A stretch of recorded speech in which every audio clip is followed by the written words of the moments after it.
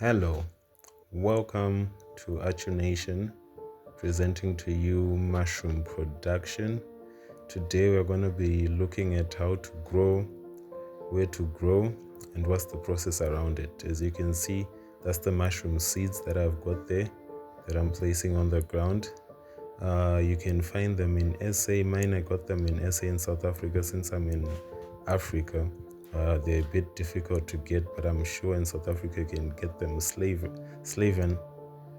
Yes, so you need also a storeroom to manage your stuff. I'll show you later on inside the storeroom, but this is the straw, the hay that we use. You see here it's still dry.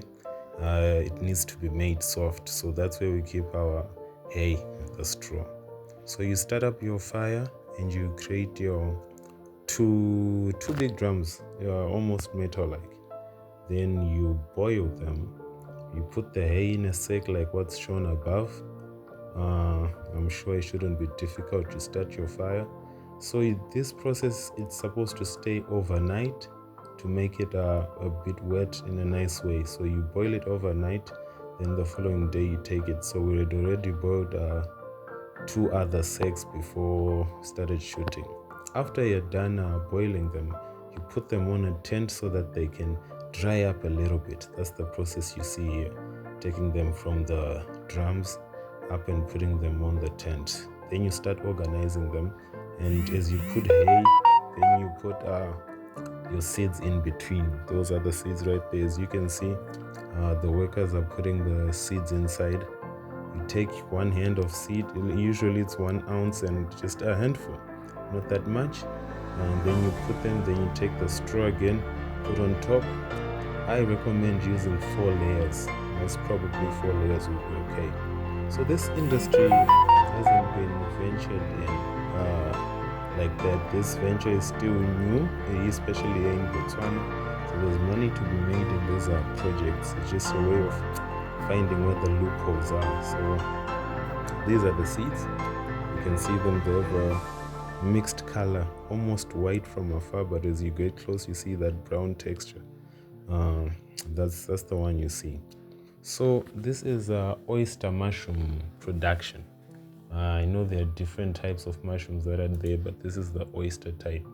So it's generally good to know how to make this, to know the quantity you want, so that when you put it in the drum you can tell. Once you're done packaging them up like this, you put them on a scale. Firstly, you write the kgs that they are weighing. This was 4.6. Then you write the date, because we're going to put them in for 15 days so that we know. So when this was recorded, it was a Thursday on the 5th. You put it on the scale, you measure your contents, you see how much they are weighing. You take the other one and you measure it again. You see the scale there. So there's need to buy a scale. There's need to buy other material. It's not only just the hay or the straw, the seeds. There's need for other stuff. So this whole packaging, we're putting them up on the scale, making sure that they're at the right weight that we want. Usually they need to get to 5. That would be most probably the best way of dealing with them.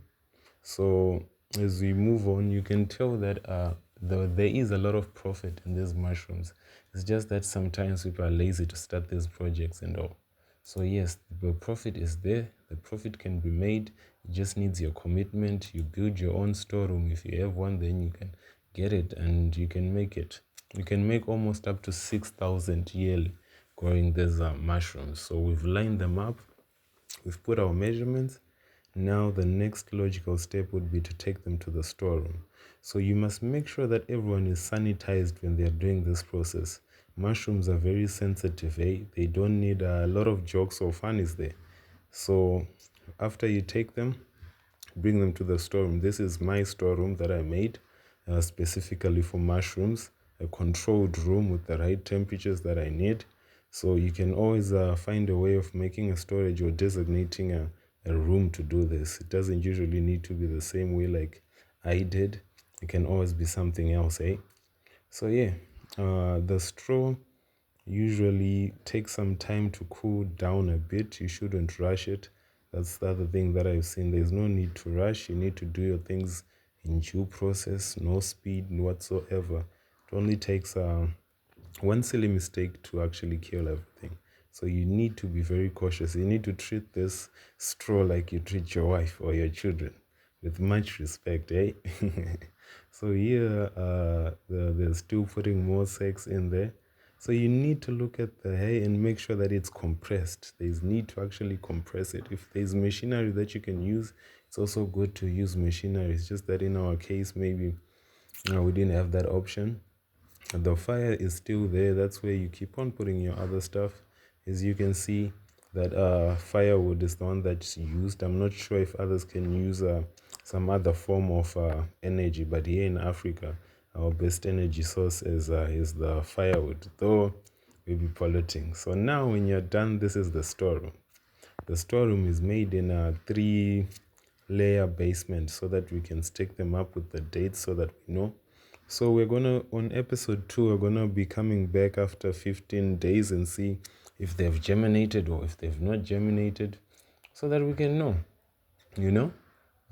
It's always right. So the oyster mushrooms are the best sort of mushrooms for novice growers because they're easy to cultivate, they grow quickly, and they are on high demand. So you need to know your market and you need to know where it is, because when you eat a pizza, you know that why there's mushrooms there. So you need to choose a suitable space with controlled temperature and humidity. You need to select